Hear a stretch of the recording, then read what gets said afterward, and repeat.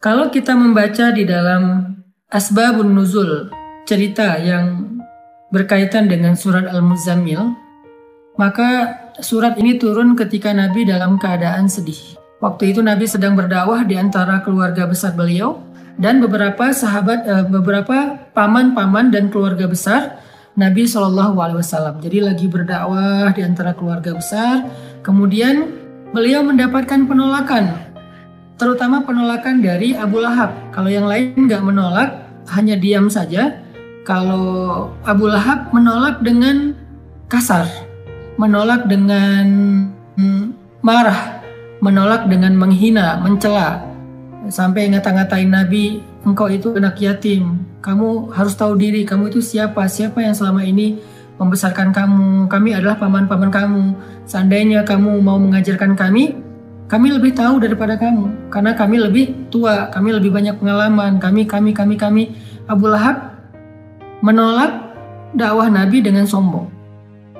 Sehingga kalimat-kalimat Abu Lahab ini membuat Nabi merasa sedih. Setelah Nabi berdakwah kepada keluarganya, Nabi juga berdakwah kepada tetangganya, kepada beberapa orang yang beliau kenal, kemudian kepada masyarakatnya yang ada di kota Mekah, dan sebagian besar dari mereka itu menolak Nabi. Bahkan tidak sedikit dari mereka yang menolak Nabi dengan cara-cara yang menyakiti perasaan Nabi. Karena Nabi juga manusia biasa, beliau seorang yang pemaaf, beliau seorang yang lapang dada, tetapi beliau juga punya perasaan. Bukan berarti beliau plain, lempeng, nggak punya rasa gitu. Bukan, beliau juga seorang yang sangat halus perasaannya walaupun sangat pemaaf. Halus perasaannya walaupun sangat lapang dada. Sehingga kalimat-kalimat yang beliau dengar dari pemuka Quraisy yang durhaka itu menyakiti perasaan Nabi, membuat Nabi sedih. Dan yang lebih lagi menyakiti perasaan Nabi itu bukan karena dikata-katain, tetapi karena justru Nabi kasihan sama mereka. Bisa ngebayangin gimana nasib mereka nanti di akhirat jika mereka menolak dakwah Nabi SAW. Sehingga dalam keadaan yang seharian Nabi lelah berdakwah, keliling ke sana kemari ditolak, ketuk pintu rumah nggak dibukain, datang ke sebuah tempat yang kerumunan orang diusir, Nabi diperlakukan seperti orang yang hina, seperti orang gila, semua menjauh dari Nabi. Sehingga Nabi pulang ke rumah di malam hari setelah seharian capek, dalam keadaan berkeringat, dalam keadaan kotor karena dilempari. Nabi pulang ke rumah, untungnya Nabi memiliki seorang istri yang sangat pengertian, sangat bijak, solehah, yaitu Sayyidah Khadijah. Nabi pulang ke rumah, dibukain pintu rumahnya oleh Sayyidah Khadijah, dan Khadijah paham betul keadaan Nabi, sehingga ketika Nabi sampai di rumah, Khadijah mempersiapkan kebutuhan Nabi, makan malamnya, kemudian Nabi mandi dulu biar seger. Setelah mandi Nabi makan, kemudian setelah itu Nabi bercerita kepada Khadijah, Khadijah hari ini aku keliling tetapi diusir, Khadijah begini, Khadijah begitu. Nabi curhat kepada Khadijah.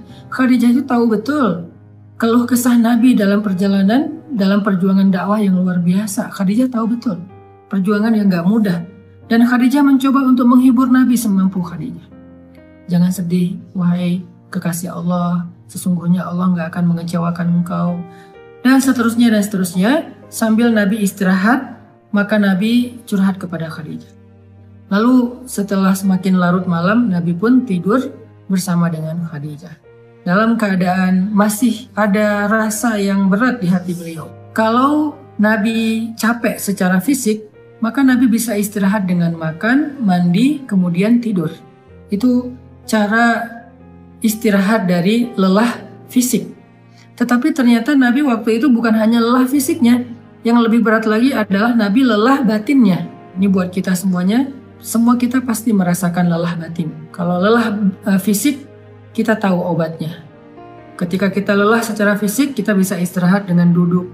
Kita bisa istirahat dengan goler-goler, berbaring. Kita bisa istirahat dengan tidur lelap. Kita bisa istirahat dengan santai-santai. Kita bisa istirahat dengan makan dan minum, ngopi, ngeteh, minum jus, makan buah. Kita bisa istirahat dengan nonton. Kita bisa istirahat dengan bercanda dengan anak-anak, dengan keluarga. Itu adalah cara kita melepaskan lelah fisik. Merecovery lelah fisik. Sakit Fisik juga demikian, recovery-nya kita bisa dengan bed rest, kita bisa dengan minum obat, kita bisa dengan terapi. Itu adalah cara kita recovery sakit fisik, lelah fisik. Tapi bagaimana kalau kita sedang lelah batin, sakit batinnya, perasaannya yang sakit, hatinya yang sakit, pikirannya yang sakit, jiwanya yang sakit, dalam tanda petik. Gimana cara kita merecovery semua itu? Gimana cara kita ngobatin batin kita yang sedang terganggu? Gimana cara kita ngobatin hati kita yang terluka? Gimana cara kita ngobatin perasaan kita yang tergores? Ternyata bukan dengan entertain. Cara ngobatin jiwa kita, cara ngobatin hati kita adalah dengan zikrullah, mengingat Allah. Kenapa bisa kayak gitu, Ustadz? Karena jiwa kita itu, roh kita itu asalnya dari langit. Beda sama jasad kita, fisik kita. Jasad atau fisik kita itu asalnya dari bumi. Sehingga ketika dia sakit, maka obat-obatnya ada di bumi. Tapi kalau roh kita, jiwa kita itu ditiupkan oleh Allah asalnya dari langit. Sehingga kalau dia ngerasa sakit, terganggu, maka obatnya ada di langit. Apa obat yang ada di langit? Zikrullah, mengingat Allah. Banyak orang yang salah paham tentang ini. Dia sebetulnya nggak lelah fisik. Kalaupun lelah fisik, nggak terlalu lah. Yang lebih lelah itu sebetulnya jiwa dia. Yang lebih lelah itu sebetulnya hati dia. Yang lebih lelah itu sebetulnya pikiran dia. Yang lebih lelah itu sebetulnya perasaan dia.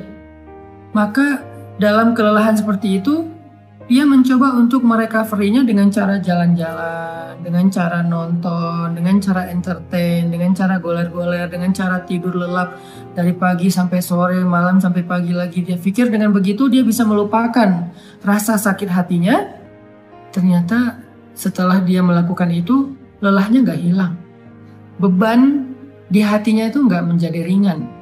Luka di perasaannya itu gak menjadi sembuh. Kenapa?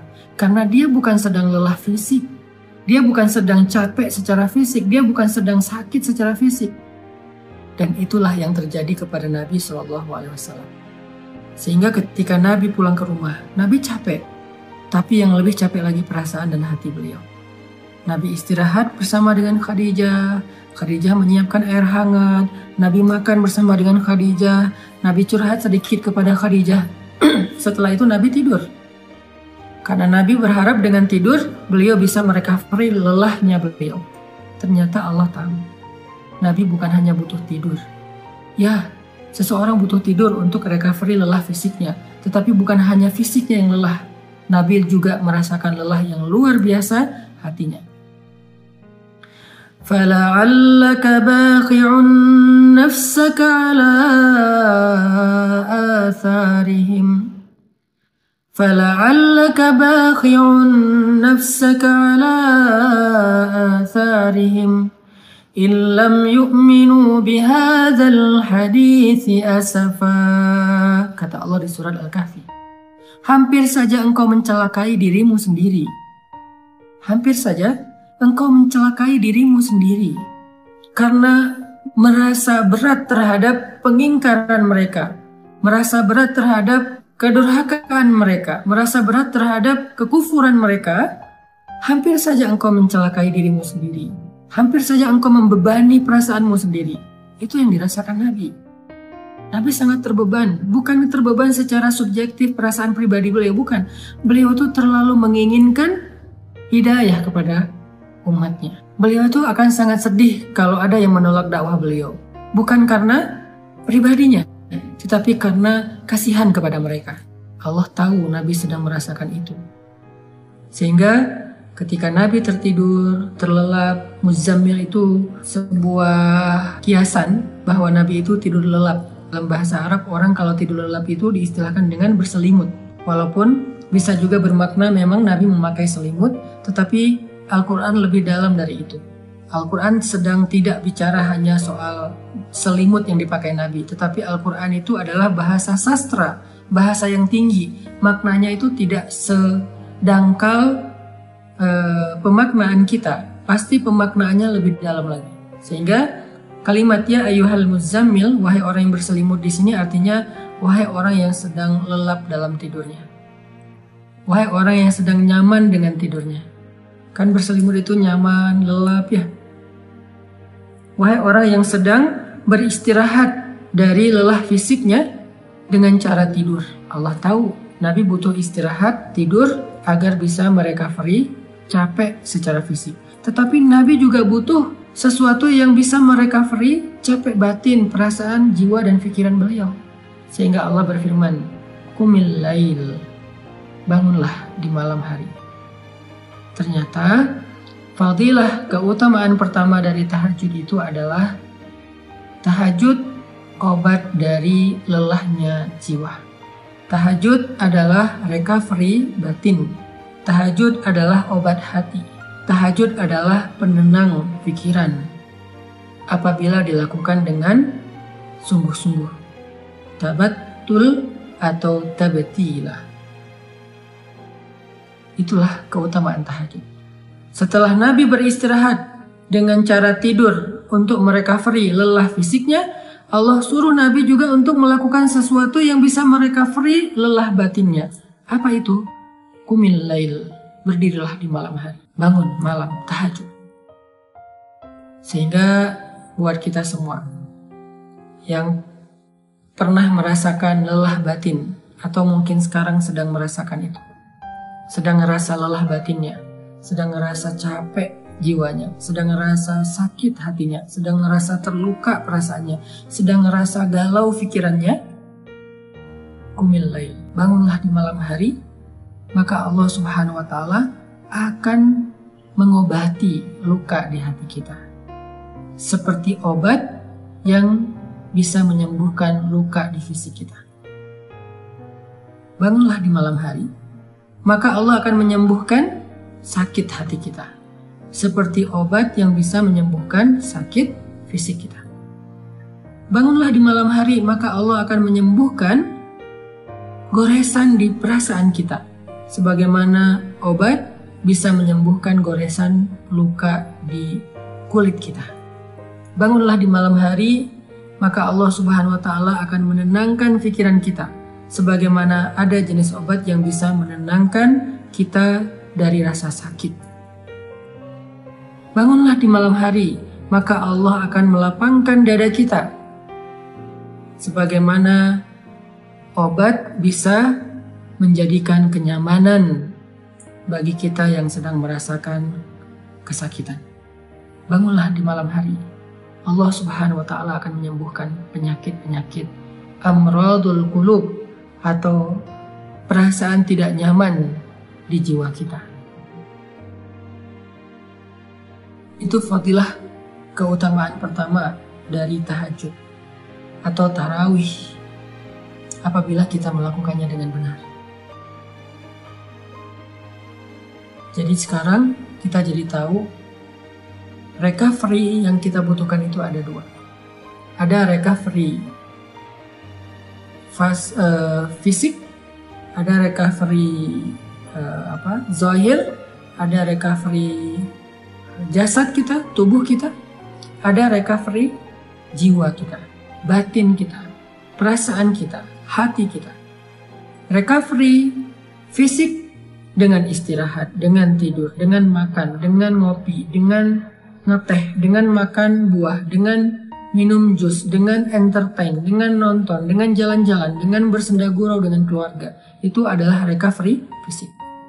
Sedangkan recovery batin, jiwa, perasaan, dan pikiran kita, hati kita dengan zikrullah.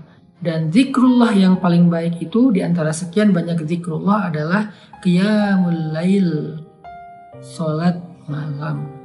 Kenapa? Jawabannya ada di ayat ke-6, inna nasyi'atal lail asyaddu wat'an wa aqwamu qila. Karena malam hari itu lebih menenangkan buat kita dan lebih mudah untuk khusyuk.